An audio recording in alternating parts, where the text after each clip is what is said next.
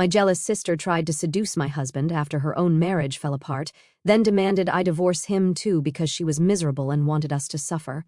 I am in a weird and honestly incredibly uncomfortable situation with my sister, let us call her Emily, and I just want to rant to someone because I do not have any super close friends and honestly do not want people I actually know in real life to know about this bizarre situation.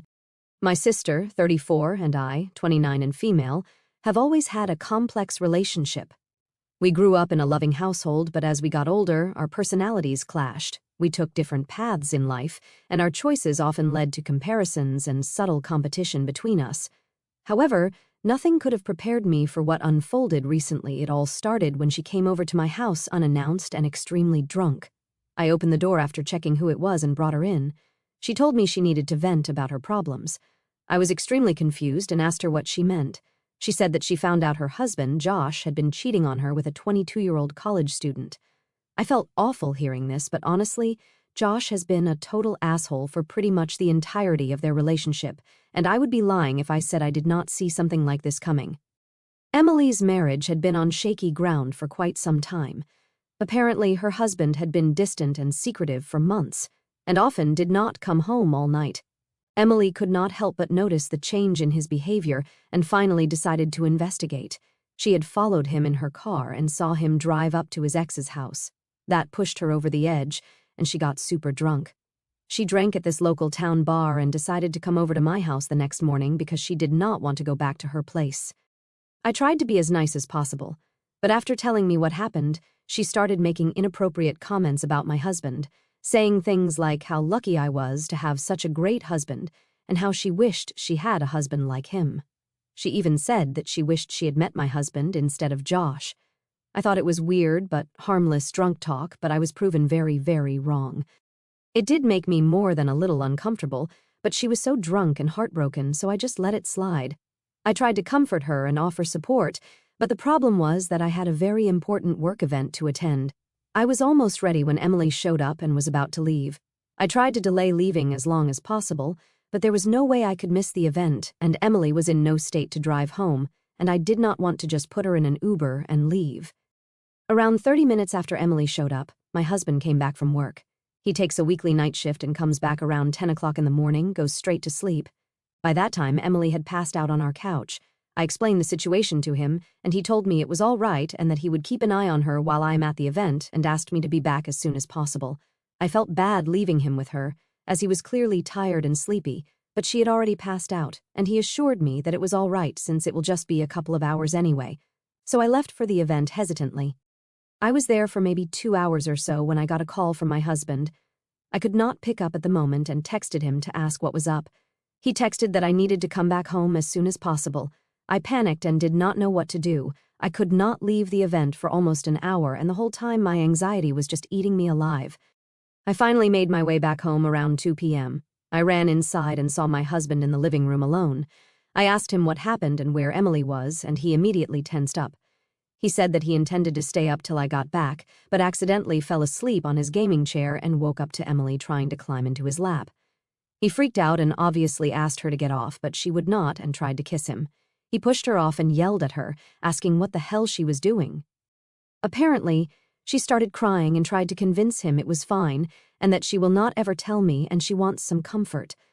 My husband got really angry and asked her to get the hell out of our house, and she left after calling me some disrespectful names and screaming that he should drop the holier-than-thou act because men are not actually faithful and all kinds of rubbish. I was completely overtaken by rage, and I felt so bad for my husband. I immediately called up Emily, but she did not pick up. Then I called Josh to ask if he knew where she was, and he said she was sleeping at their place. I hung up and immediately drove over. My husband tried to stop me, but I did not listen to him. I went over to their house, and Josh opened the door for me. He asked me what happened, and I just asked him to tell me where she was. He pointed to their bedroom, and I made my way over there and woke her up, screaming. What she said has left me even more weirded out and disgusted than I was first. She tried denying everything. I lied and told her that my husband's webcam was recording everything. This made her defensive, and she started screaming nonsense like how I should divorce him now. I asked her why I should divorce my loving husband when she is the one who made a move on him, and she said that if she has to get a divorce, I have got to have one too, and that marriages are fake anyway. Josh was listening to everything and decided to intervene, which just made things worse, and the two of them started fighting. At that point, I was completely done with everything. These people are messed up, and I did not want anything to do with either of them. I called her crazy one last time and got out of there. On the drive back home, I was just feeling extremely overwhelmed. I could not stop thinking of my husband and how traumatizing it must have been for him to go through that. I was hurt by my sister's actions. It is not just about my husband and my marriage, it is about the lack of respect she has shown towards me. I mean, sure, we do not have the most loving, sisterly relationship ever, but I never thought she would try to sabotage my marriage by doing something so crazy. Since then, my sister has been acting like a complete nut job. I ignore her calls and texts as much as I can, and on the rare occasions we do talk, it is only to argue about what happened. I do not know what to do anymore. I love my sister, but I cannot condone her behavior. I have talked to my best friend about the situation, and she fully agrees that my sister's behavior is unacceptable. My mom also found out about what happened, and as always, she is taking my sister's side. She says that Emily is going through an incredibly rough patch and that she was drunk when she made a move on my husband, and I should give her some time to get back to her senses. I am still hurt and angry, though, and I need some time to process everything that has happened. Update 1, this really blew up. Wow. I hope my sister does not come across this because she is also on Reddit. I appreciate all the advice, personal experiences, and support that so many of you have shared so far. It is kind of nice to know that I am not alone who has faced such betrayals by family members. For those of you asking, my husband is doing well. He was pretty shaken up and initially was scared that I would get mad at him as well, but I assured him that I do not blame him at all. I have also apologized to him for letting that whole situation take place. I should have dropped off Emily at her place and then gone to work, even if that meant getting a little late, but obviously, the only one at fault here is my sister. I am not blaming my husband at all, and he knows that, so you guys do not have to worry about that part. Update 2. I do not understand why I'm getting hateful comments about how I am acting towards my husband in this whole mess. A lot of you were saying that Emily assaulted him, and I just want to make sure that I agree with you. Not sure what about my post made anyone think I am not on my husband's side. Just to clarify, I left it completely up to my husband to decide how he wants to go forward. I asked if he wants to press charges against Emily, but he decided against that because, in his opinion, it is best to just move past this. To make sure he is completely comfortable, I have decided to cut off all contact with Emily. I have also spoken with my mom and made it clear that if she continues to take Emily's side, then I will not be on speaking terms with her either. Things are still tense between us, but I do not care, as my priority is just on my marriage right now. Update 3. Putting in an update to let you guys know that Emily and Josh are getting a divorce. I mean, everyone saw it coming. Also, she texted my husband and apologized for what she did, but he is still uncomfortable about what happened, and we have decided to stay no contact with her, at least for now. Original poster. I do not think you are taking this thing as seriously as she should. I mean, your sister assaulted your husband. If the roles were reversed, this definitely would have been treated as a much bigger issue. I think your husband is also downplaying the incident because he is understandably uncomfortable. I would recommend suing her for assault because she needs to be held responsible for her actions. Original poster's sister is a complete disaster. She assaulted the poor guy who offered to stay up after a whole night of working to make sure she was fine. Also, the fact that she was asking you to divorce him, that is crazy. She is jealous, insecure, and completely immature. Your mom is also in the wrong for trying to play this off as a random drunk mistake. I hope your husband never forgives her, and you stay in no contact with both your mom and your sister. Next story. So I, a 22-year-old female, got a job at a private high school. The school gives free admission to the children of faculty and staff, as well as to their lower grade schools. These schools are way better than the public schools in my area. I want to send my son to the private elementary school. Unfortunately, my son's mother was not really on board with this. She thought it would make things difficult since she also has a daughter who will be starting school next year. Our child custody agreement has a part where we cannot change our son's education without both of us agreeing, so my son could not go unless his mother said yes. Since the main issue she had was her daughter not being able to attend next year, I told my ex about the school's policy that siblings of current students have priority on the admissions list. So, with our son enrolled, she will also be able to enroll her daughter. My son's mother was happy with the idea after that and agreed. The school has really early deadlines for things, so my son's mother was trying to enroll her daughter for the next school year. That is when she found out that while her daughter would get priority admission, she would have to pay tuition. The school does offer scholarships, but they are more for exceptional or diverse students, so her daughter is way down on the list. My son's mother is now very upset by this and thinks I tricked her, even though it was obvious her kid would not get in for free since she is not my kid. Still, she is insisting it is going to create problems down the line. For example, she thinks it will cause animosity between her daughter and our son, as he will have more opportunities. She also said it would be hard to deal with the kids being in different schools because they are far apart, about a 15 to 20-minute drive difference. She wants to change our son back to public school, but she cannot unless I agree to it. I still do not see the point. She has not made a convincing argument on my side. The school is way better than his old school, and he is happy and settled and has friends at his new school. On her side, her daughter may get a little jealous, and she may have to drive a little more on the day she has our son. Edit, just so everyone knows, I have since told my ex that I can drive our son to and from school every day if it makes things easier. Not the asshole. Common sense says that your son's half-sister will not get in free because she is not your child. You are doing right by your child, and you are doing more for the half-sister than you need to. You did not need to tell her about the admission benefit.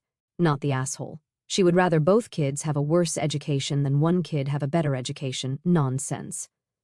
You need to do the heavy lifting of getting him to school, though. This is your priority, so being his daily taxi service is on you. I am not going to pass judgment on this. I come from a blended family where my older brother's paternal grandmother paid for his private education, and my parents scrimped and saved every spare bit of change all year long to pay for school supplies and worked incredibly hard to be able to send my younger brother and I to that same private school. They believed it was better for their children to attend the same school together. I think they were probably right. I do not think you are the asshole for wanting to send your son to a good school, but I do think you intentionally worded your conversation with your son's mother to mislead her about the opportunity for her daughter. I believe that you intentionally did this so it would fall in your favor.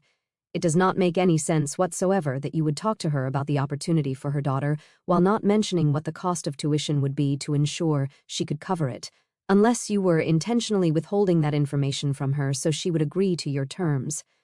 I think that was shady. I think that you know what you did, and ultimately I do think this will negatively impact your son's relationship with his sister, possibly even his mother when she tries to curb the resentment between the two. I also believe that you do not care. Next story. Last weekend, I, a 22-year-old female, traveled on an 8-hour flight home to the United States from Europe. I booked a bulkhead aisle seat in economy well in advance because I needed the accommodations it offered. I have a disability that caused cysts to erode my spinal nerves for years before we caught it, and despite surgery, I live with severe chronic pain resulting from extensive nerve damage. This pain significantly worsens when I am sitting in an upright position, but I knew I could manage the flight with my medication, leg room for slouching, and the ability to stand up and move around whenever I needed to ease the pain without having to repeatedly inconvenience potential seat neighbors by forcing them to get up so I could get through. Anyway, a family of 3 boarded soon after me, and the mom and baby, probably around 2 years old, were in the middle and window seats next to me. The dad was several rows behind in a window seat, as I expected. As soon as they were settled in, the mom turned to me and asked me to switch seats with her husband so he could be there to help with the baby. I politely told her, "No, thank you, I would like to keep my seat," which was not received well. She badgered me for several more minutes, but I stood my ground. I even explained to her what I wrote above about my disability and why I needed the seat, and she said, "What a load of bullshit. My condition is invisible, so that really got to me." I called over a flight attendant because at this point I was tired of being insulted in cold hardness. Also, the husband never once got involved in this situation. The flight attendant eventually got the woman to stop. She still spent the next 8 hours very loudly talking crap about me to the baby and making a show of yelling back to her husband when she needed something, but I put my headphones on, read my book, watched television, got up and walked around when I needed to, and all around had an otherwise pleasant flight experience. Still, I did get a lot of dirty looks while the mom was making a scene. There was one guy who smiled and nodded at me. He was close enough to hear my story, which I appreciated, but most everyone else around was throwing me disgusted stares for a while. I heard one older lady in the row across whisper to her husband that I was a monster. I just feel like if they wanted to sit together, why did not they buy 3 tickets next to each other in the first place? Perhaps I would have considered switching if it were only a minor inconvenience. I understand traveling with a baby must be hard, but in this case, switching would have negatively impacted my flight experience to a very high degree, and that is not what I paid extra for when I purchased my ticket months in advance. I did not think I was the asshole, but it is hard to maintain that thought when you have a cabin of people looking at you like you kicked a lost puppy. So, am I the asshole for refusing to switch? Edit to the people who commented about it, true. I know I should not care what the others on the plane thought of me, and usually I do not care about that stuff. It is just that this was only my second time flying alone, and I have pretty bad social anxiety, and it was just an all-around really uncomfortable situation. But you are right, not the asshole. You chose your seat, and are entitled to it, she asked, and you declined, as is your right. They should have booked 3 seats together if it was such a problem, and if there were not 3 seats together when they booked, they should have known that it was a possibility that somebody would not switch seats. Absolutely not the asshole. She is not an asshole for asking, but she is a total, complete, and utter asshole for not shutting up when you said no. That is a long flight, man. She did not even deserve an explanation, but you gave her the reason, and she still did not shut up. You did everything right, my friend. She sucks, and I feel sorry for that baby. Not the asshole. Even if you did not have a disability, you would not be an asshole. They very likely made their own bed by deciding to get the 2 bulkhead seats and gamble they would be able to badger their way into the third, rather than getting 3 seats together further back in the plane. As I walked through customs and finally stepped onto American soil, the familiar buzz of the airport felt different this time. Usually, the end of a long journey brings a sense of relief, a loosening of the tension that builds up in my spine from hours of sitting. But today, despite the physical pain radiating from my lower back, what lingered most wasn't the ache in my nerves. It was the heavy, suffocating weight of judgment that I had carried for 8 hours straight. It's strange how invisible disabilities work. In my daily life, I often feel like I have to perform wellness just to fit in, to smile through the sharp stabs of pain so that I don't make others uncomfortable. But on that plane, I did the opposite. I laid my vulnerability bare. I told a complete stranger, a woman who was asking me for a favor, about the erosion of my spinal nerves, about the surgery, about the medication I have to take just to function. I offered her my truth, not because I owed it to her, but because I hoped it would bridge the gap between us. I hoped she would see that my refusal wasn't born of selfishness, but of necessity. Her response, what a load of bullshit, cut deeper than any physical pain I experienced on that flight. It wasn't just an insult, it was a denial of my reality. In that moment, she decided that because I didn't look broken, I couldn't be broken. Because I wasn't in a wheelchair or wearing a brace, my pain was fictional, a convenient excuse to be difficult. It made me question for a split second if I was indeed the villain. The cabin's eyes on me felt like a jury delivering a guilty verdict. The whispers of monster from across the aisle made my skin crawl. Is standing up for your own well-being truly such a monstrous act? I sat there with my headphones on, trying to lose myself in a book, but her voice kept piercing through. Every loud comment to her baby about mean people felt like a tiny dagger. I wanted to scream. I wanted to stand up and shout, "Do you know how much planning this took? Do you know I paid extra months ago just so I wouldn't be in agony?" But I stayed silent. I shrank into myself, which is exactly what my social anxiety wanted me to do. It was a battle on 2 fronts, my body screaming for relief and my mind screaming for acceptance. Yet, amidst the hostility, I keep thinking about that one guy. The one who smiled and nodded. It was such a small gesture, barely a second long, but it felt like a lifeline. He heard me, he believed me. In a sea of disgusted glares, his acknowledgement was a quiet validation that I wasn't crazy for prioritizing my health. It reminded me that not everyone operates on snap judgments. Now that I'm home, the anger is starting to replace the shame. Why is it that people with disabilities are always expected to be the ones to accommodate? Why is my paid-for comfort less important than her poor planning? The entitlement of that family, expecting a stranger to fix their logistical error at the cost of their own health, is baffling. They gambled on the kindness of strangers, but reacted with venom when that gamble didn't pay off. It wasn't about the seat, it was about control. She wanted to control her environment, and when I became an unmovable variable, she tried to punish me for it. I'm proud of myself, though. That's a new feeling. Usually, I fold. I'm a people-pleaser by nature, terrified of conflict. If this had happened 3 years ago, before I truly understood the limits of my body, I probably would have switched. I would have spent 8 hours in excruciating pain, smiling politely while my nerves screamed, just to avoid being the bad guy. But today, I chose me. I chose my spine. I chose to arrive home able to walk without tears in my eyes. This flight taught me a harsh but necessary lesson. You cannot control the narrative others create about you. To that mother, I will always be the selfish girl in seat 12C who hates families. To the old lady across the aisle, I am a monster. But to myself, I am a protector. I protected my body when no one else would. And while the dirty looks hurt, waking up tomorrow with manageable pain instead of a debilitating flare-up is a victory I will gladly take. It's a lonely kind of strength, standing your ground when the room turns against you, but it's strength nonetheless, and for the first time in a long time, I feel strong.